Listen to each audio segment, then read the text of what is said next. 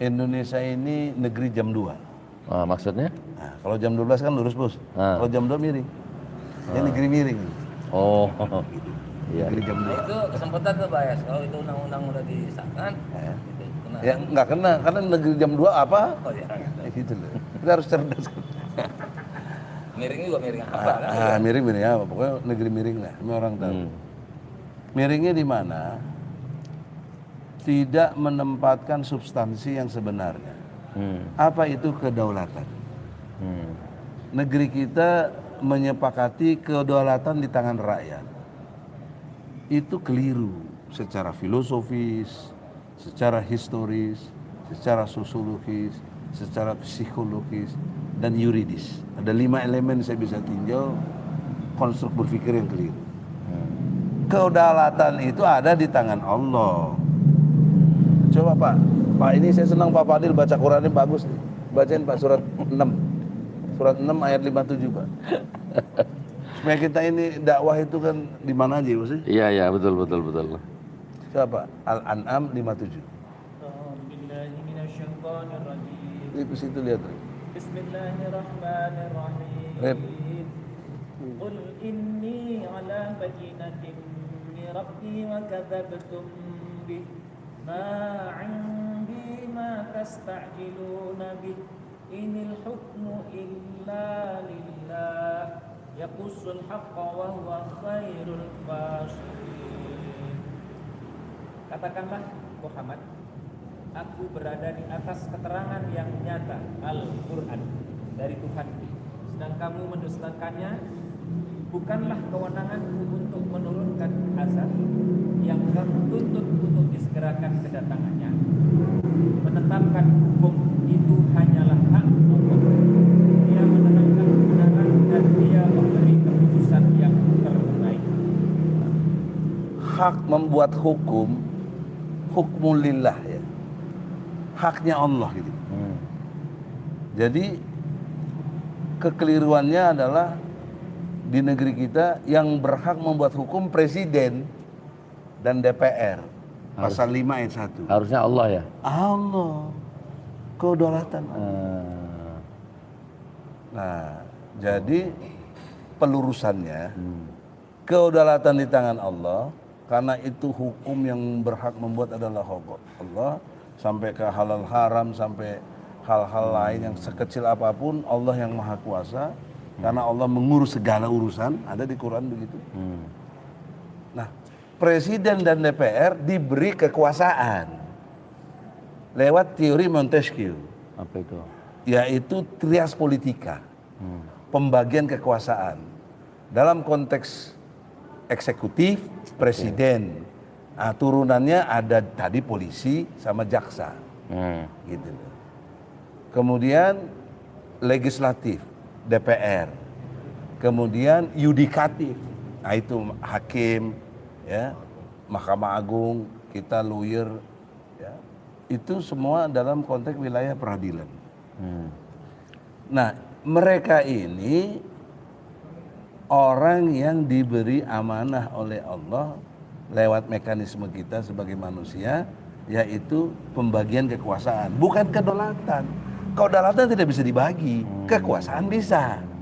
Kekeliruan kita telah membagi kedaulatan kepada manusia. Berarti mendasar sekali kekeliruannya itu. Sangat mendasar, keliru berat. Oh gitu ya. Nah, ini ada di Undang-Undang Dasar 45 pasal 1 ayat 2. Kedaulatan di tangan rakyat. Keliru. Saya tidak bermaksud against Undang-Undang Dasar 45, tetapi ini harus dicatat sebagai perjalanan bangsa kekeliruan. Maka konstruk besarnya adalah pembagian kekuasaan itu jadi ngaco. Jadi dia merasa punya kedaulatan, jadi kalau dihina dia kasih enak aja, hukum sekian. Emangnya lu siapa gitu lu? Lu tuh nggak berdaulat, yang berdaulat tuh Allah. Nah, kalau cara berpikir ini dimengerti oleh para penegak hukum, khususnya DPR juga dan presiden, dia tahu diri bahwa dia tidak berdaulat, dia tahu diri yang berhak membuat hukum adalah Allah, harusnya jabatan dia fungsional untuk menerjemahkan apa maunya Allah. Nah, lewat kekuasaannya sebagai eksekutif, atau dia sebagai unit legislatif. Nah ini nih peletakan pelurusannya di situ dulu. Oke. Sehingga nggak jadi negeri jam 2. Kalau gini negeri jam 2 terus. Itu salah itu sudah ya. Oh, salah berat. Salah dasar. Nah, jadi sia-sia kita bahas kenapa begitu, kenapa begitu. Sia-sia karena konstruk awalnya udah keliru. Masuk akal ya, setuju ya, masuk akal. Ya, memang begitu, itu Quran itu Masuk akal. Quran. Nah, maka ketika ini terjadi seperti ini, berlaku ayat 65-nya Pak. Tadi kan 57. Gitu. Surat 6 juga. Rujukannya Al-Quran ya. Rujukan Quran. Saya tidak menafsirkan Pak ya. Kalau keliru tolong diluruskan. Karena antum tim ulama ini, pembela ulama dan aktivis ini. Ini ulamanya dalam TPUA. Ini pernah sekjen. Jangan lupa nih tim ulama, divisi ulama ini. Masya Allah. Nah, coba tidak bermaksud ini ada kiai kita Pak Irwan, tolong nanti luruskan. Al-An'am ayat 65. Bismillahirrahmanirrahim. Qul huwal qadiru ala an yab'atsa 'alaikum adzaban min fawqikum aw min tahti arjulikum aw yalbisakum syi'an wa yudhiqa ba'dakum ba'sa ba'd. Unzur kaifa nusarriful ayati la'allahum yafqahun. Katakanlah Muhammad, dialah yang berkuasa mengirimkan azab kepadamu dari atas atau dari bawah kakimu, atau dia mencampurkan kamu dalam golongan-golongan yang saling bertentangan dan merasakan kepada sebagian kamu keganasan sebagian yang lain. Perhatikanlah bagaimana kami menjelaskan berulang-ulang tanda-tanda kekuasaan kami agar mereka memahaminya. Yang menarik, kita dimasukkan dalam golongan yang saling bertentangan dan merasakan keganasan satu dengan lainnya. Kalau kita lihat flashback sejarah, tahun 48 siapa yang ganas? PKI. Tahun 65 siapa yang ganas? PKI. 3,5 juta orang mati, Bos. Bunuh-bunuhan. Masuk ke periode Orde Baru, ada kasus Tanjung Priuk, ribuan orang mati. Kasus Talang Sari, kasus Bima, kasus Poso, kasus Ambon, dan lain sebagainya. Masya Allah, bertikai orang, bunuh-bunuhan. Dan diduga kalau situasi ini bergulir terus seperti ini, akan terjadi juga bunuh-bunuhan. Tidak terhindarkan. Jangan saya dibilang saya provokasi. Allah yang uji di azab itu azab.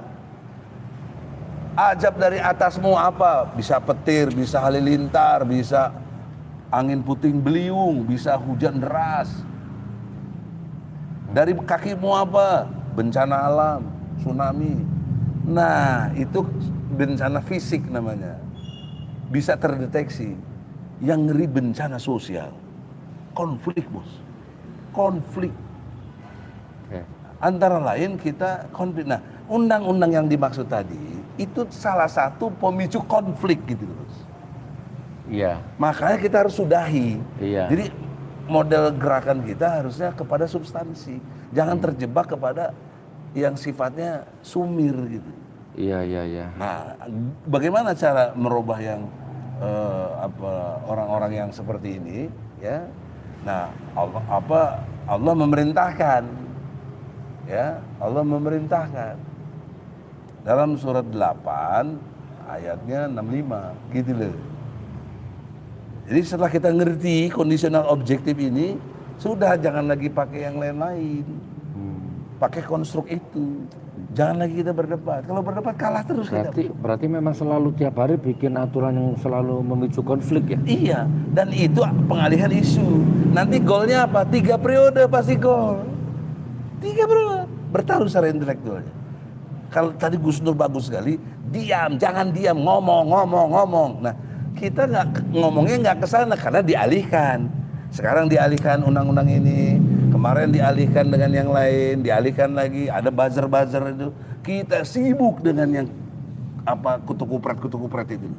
Oh, jangan-jangan yang gini di depan polisi itu pengalian juga ya? Iya dong, udah settingannya begitu. Ya. Nah, coba Allah maunya gimana tuh?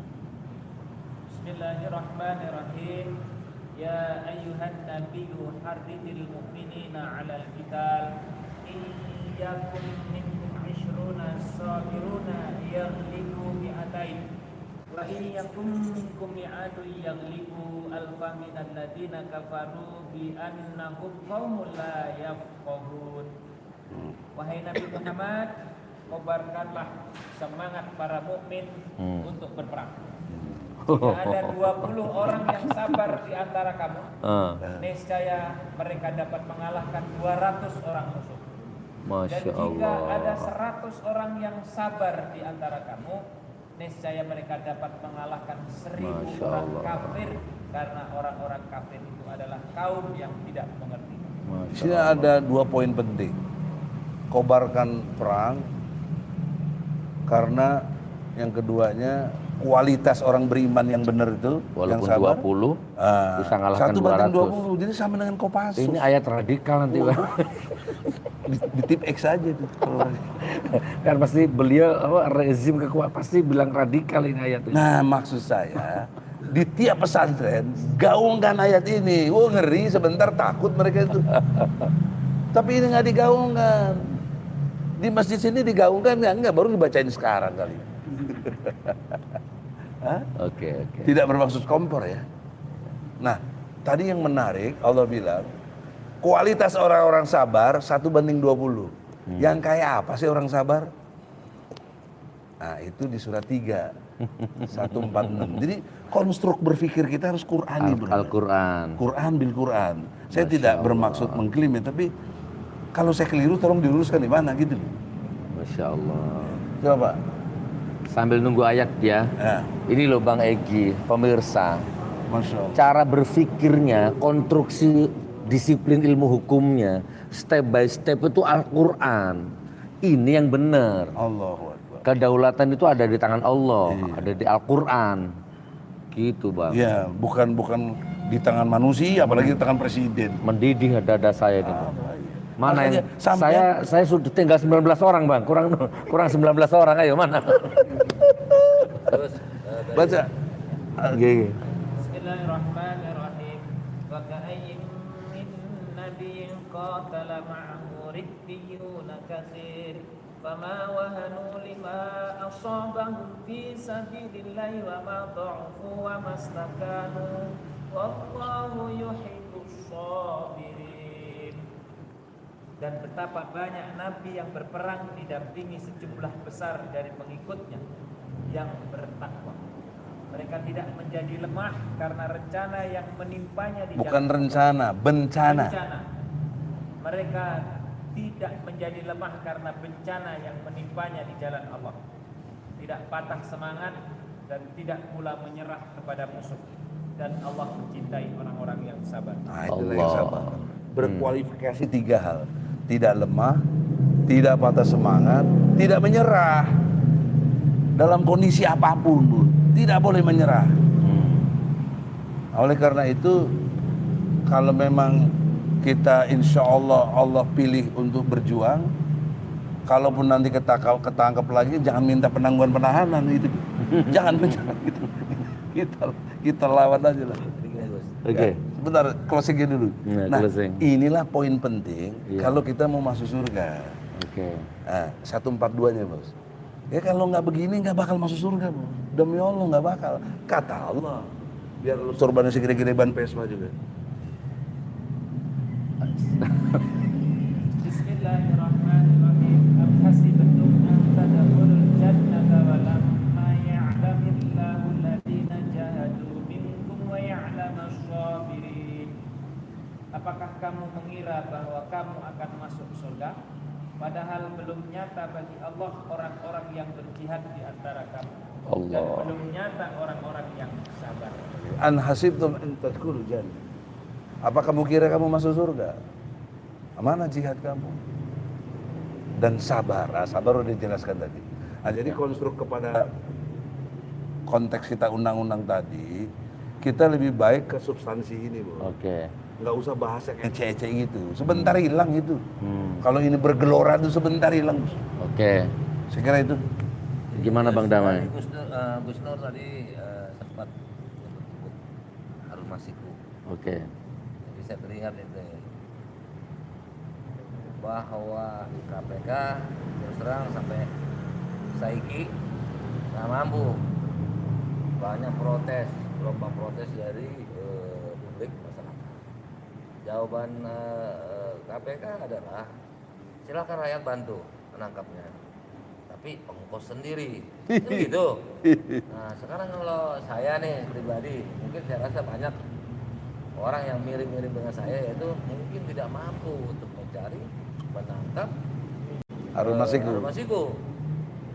Kalau ketemu di jalan itu kan cuma khayalan namanya. Mencari Harun Masiku mana tahu ada di mall, mana tahu ketemu di gang dekat rumah kita. Itu kan namanya cerita omong kosong.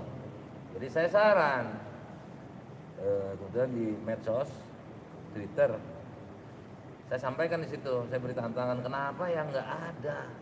Yang ada aja, contohnya apa yang sudah dilaporkan oleh Ubaidillah, Gibran, dan Kaisang.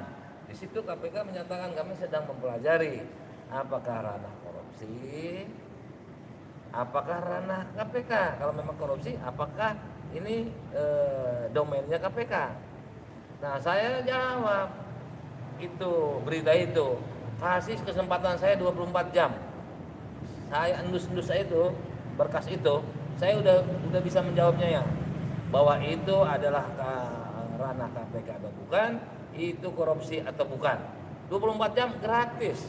Jadi yang ada aja, yang dulu yang ada aja nih. Iya. Gibran, LBP. Saya bisa 24 jam, paling lama itu. Yang penting tolong berkas disiapkan di atas meja secara sistematik, runtut Bang. Tanggal, bulan, tahun begitu kalau kita pengacara kan, biar gampang, mudah mempelajarinya. Itu 24 jam gratis. Saya cium-cium berkas sudah saya bisa jawab tuh, bahwa LBP ini korup. Cium-cium. Begitu, kayak anjing pelacak saya bilang, yang unggulan. Jangan anjing pelacak tapi bego. Kita nggak termasuk yang nanti bego nggak boleh lagi. Bulan depan nggak boleh bego. Iya. Nanti karena nyebut Masiku. Oke. Kalau perspektif saya, Harun Masiku itu sederhana aja. Dia dari mana? PDIP, tangkap aja dulu ketua partainya. Suruh bongkar di mana? Sebentar ketahuan itu. Sebenarnya semua konflik bangsa Nah, ini, begitu aja kok nggak bisa heran. iya sebenarnya semua konflik bangsa ini penanganannya mudah sebenarnya, Bang. Ya, semudah sekali. Semudah membalik telapak tangan Gampang. kalau mau kan, Kalau mau. kalau dikerjain. Betul. Tapi Dan memang, beriman kepada Allah. nah tapi memang konstruksi cara berpikir, sistem berpikirnya udah salah, Bang. Salah. Musyrik. Udah musyrik, Yang antum syirik. bilang tadi Anissa 36 ya. Nanti Sudah. musyrik nyebutnya apa? Masalah apa kalau musyrik? Iya, menyekutukan Allah, ya kan? Yang rara itu, yang rara itu apa? Apa itu? Si Rara yang pawang pawang hujan yang hujan. kehujanan. Ya bagus. Nah, ini bidangnya nih, gimana tuh? Planning kayak gitu. Iya, makanya mereka lebih mendewakan klinik daripada mendewakan apa? Lebih mendewakan klinik daripada menghargai ulama, ya kan? Nggak dicabut gimana berkahnya bangsa ini kan? Rakyat terus dipersulit, persibuk dengan aturan-aturan yang seperti ini, dibuat-buat gini. Oke, sebagai closing statement gini Bang, sebagai penutup ini ya. Jadi di samping salah konstruksi sistem berpikirnya, salahnya itu tidak Total. menjadikan Al-Quran sebagai rujukan, Allah tidak berdaulat. bahkan membelakangi Al-Quran gitu kan. Tetapi di sisi lain ditambah Bang, dia disumpah pakai Al-Quran Bang, ya kan? Disumpah jabatan pakai Al-Quran. Tuh ngeledek apa gitu. Udah gitu dikhianati Qurannya Bang, sumpahnya dikhianati Bang. Gimana coba? Masuk akal nggak?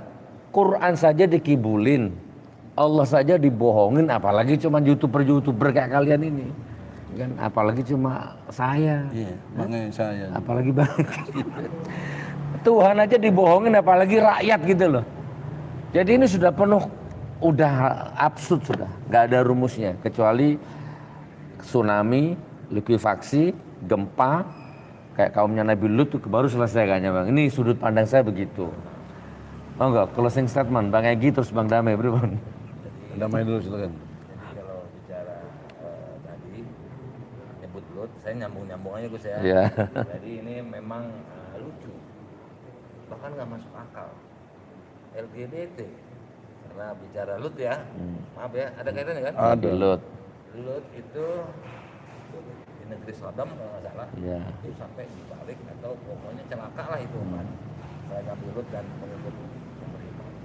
Nah ini menurut kita nggak bicara Al-Quran atau agama, kalau saya bicara ahlinya menyatakan bahwa LGBT itu adalah penyakit jiwa non fisik, dan akibat dari penyakit yang non fisik tersebut, penyakit jiwa itu bisa berakibat karena hubungan sejenis itu mengakibatkan bisa salah satunya penyakit AIDS yang nggak masuk akal, yang nggak masuk logika. Kok mau dibebaskan penyebaran penyakit itu secara sah, secara hukum, asal suka demi suka? Pertanyaannya, logika berpikirnya, nalar sehatnya, kok penyakit mau ditularkan secara sah? Itu di mana itu ceritanya, Bang? Ya. Penyakit dihalalkan, dilegalkan, yang penting suka sama suka, Ya. tidak maksa, tidak kepada anak kecil di bawah umur. Ya. Jadi penyakit boleh ditularkan, harusnya pemerintah melaksanakan rehab untuk orang-orang seperti itu. Artinya penyembuhan, karena dalam Undang-Undang Dasar 45 wajib juga menjaga kesehatan warga negaranya, bukan menyuruh memerintahkan warga negaranya menjadi sakit, sakit yang parah, jiwa dan sakit tadi yang belum ketemu obatnya, AIDS. Jadi memang udah kacau, Bang. Iya, kacau dasarnya sudah. kayak gitu, Karena kacau. Dalam Iya, iya. berpikirnya kacau. Akhirnya Kacau. masyarakat bingung. Masyarakat bingung yang mana? Yang mau berpikir.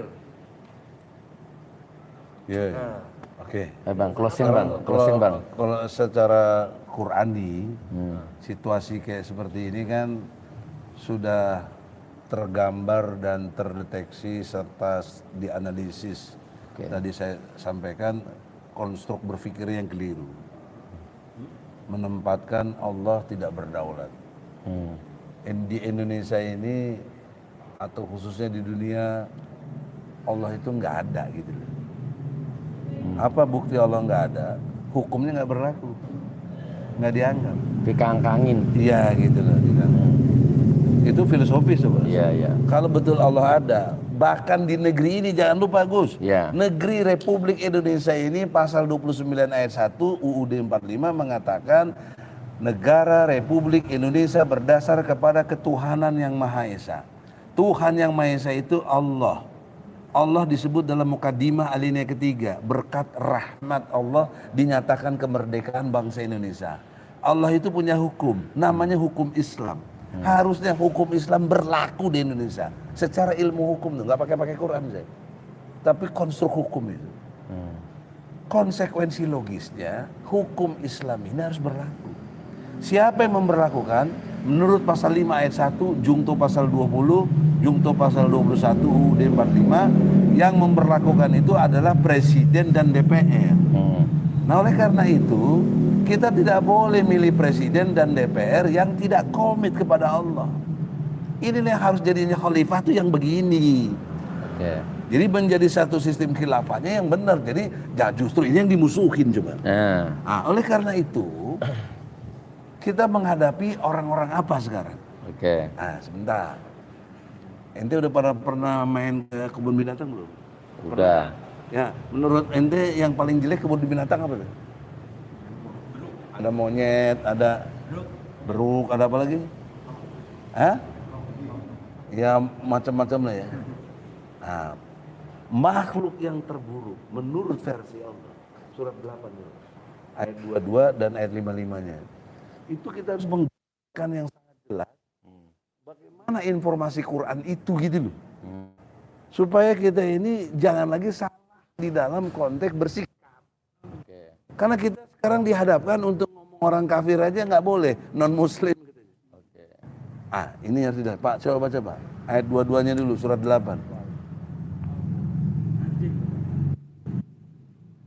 Ayo cepat Pak. Iya. Surat 8. Konstruksinya Al-Quran. Supaya solusinya jelas, Bos. Kalau nggak Quran mau pakai apa lagi kita? Katanya hudan. Nah, katanya kan hudan. Katanya minta solusi. Ah, Ini solusinya. ini solusinya. Mau nggak? Dan kalian ngakunya kan beriman. Kalau masih kurang puas, silahkan pakai solusi apa? Solusi apa? Silahkan. Kalau nggak mau Al-Quran, Ya. silahkan. Tunggu kehancuranmu kan gitu ya. Dan kita sudah bertahun-tahun pakai hukum buatan manusia. Hancur. Nah, Allah menawarkan kok enggak. Allah kasih tahu orang Bismillahirrahmanirrahim. Inna syarat dawabi 'indallahi summul bukmul ladzina la ya'qilun. Sesungguhnya makhluk bergerak yang bernyawa yang paling buruk dalam pandangan Allah ialah mereka yang tuli dan bisu, tidak mendengar dan memahami kebenaran, yaitu orang-orang yang tidak mengerti. konteks tuli itu di demo kayak apapun nggak denger itu bos. Di demo kayak apapun. ternyata di Al-Quran ada ya. Bisu DPR spokesman. DPR tuh parlemen itu asal kata dari Perancis itu harusnya ngomong. Orang yang ngomong tuh parlemen. Dimatikan mic-nya bang. Ada yang ngomong. Bisu. Itulah orang-orang yang paling buruk. Buruk mereka itu. Lebih jelas lagi di ayat 55-nya. Jadi kita harus pakai Quran, jangan enggak. Kalau nggak mau pakai Quran juga udah tip X aja Quran. Ya, ya. Nah oleh karena itulah teman-teman dimanapun berada, mau di pesantren, DKM semuanya di seluruh dunia ini yang dengerin ini yang sempat terakses dengan baik, bergeraklah gitu loh. Kita Apa, Ustaz? Bismillahirrahmanirrahim. Inna syarat dawabi 'indallahi alladziina kafaru fahum la yu'minun. Sesungguhnya makhluk yang bernyawa yang paling buruk dalam pandangan Allah ialah orang-orang kafir karena mereka tidak beriman. Udah, itu orang kafir udah. Jadi mau ngapain lagi? Dan untuk orang perintah kepada Nabi jelas surat At-Tahrim ayat 9 gitu. Jadi konstruksi kesimpulannya jelas sampai di situ. Nah kini yang nggak jalan gitu loh. Ya, ya, ya. Terakhir nih. Oke. 66 ayat 9. Kalau ini jalan sebentar bos, sebentar. Ya. Ini yang punya masa banyak cicing wae.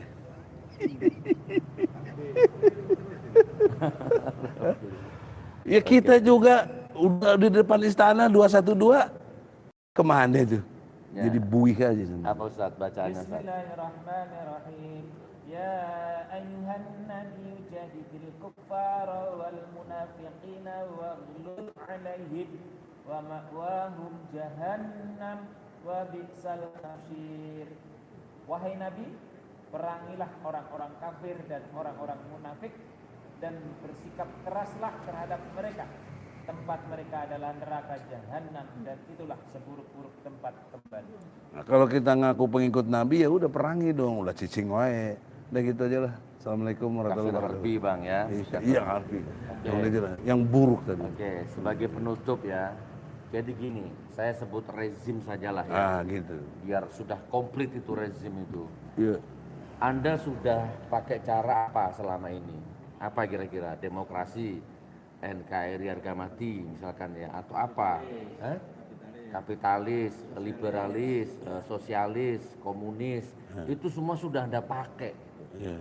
Dan sekarang Anda tambah lagi formulanya, buzzer, influencer, bahkan anggarannya jutaan, 94 miliar. miliaran 94. itu. Anda tambah lagi komposisinya, liberalis, sekuleris, kita macam-macam, LGBT ya kan, moderasi beragama, masuk ditambah lagi buzzer. Ini kan yang Anda dewa-dewakan selama ini gitu Pak. Nah kan sudah terbukti hancur, ya kan, terbukti gagal total, terjebak riba, nggak bisa bayar, jangankan utangnya, bunganya saja ada sudah nggak bisa ngatasi. Dan ini Anda bebankan ke anak cucu, anak-anak Pertiwi, anak cucu saya nggak ngerti apa-apa, Anda bebankan ke itu semua. Nah gimana coba? Nah ini ada solusi. Apa? Al-Quran dan hadis. Kembali ke hukum Allah. Kedaulatan hukumnya dikembalikan lagi ke Allah.